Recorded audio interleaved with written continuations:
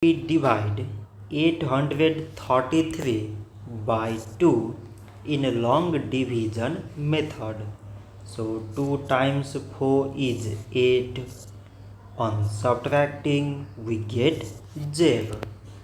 So now we put down this 3 and 2 times 1 is 2. On subtracting we get 1. So again we put down this 3 and it is 13. 2 times 6 is 12. On subtracting we get 1. So now this 1 is less than 2 and there is no other number to put it down.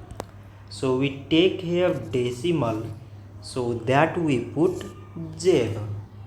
So now it is 10 and 2 times 5 is 10. On subtracting we get 0.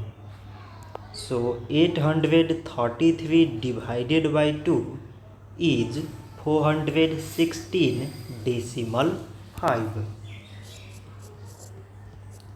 So this much for today and thanks for watching.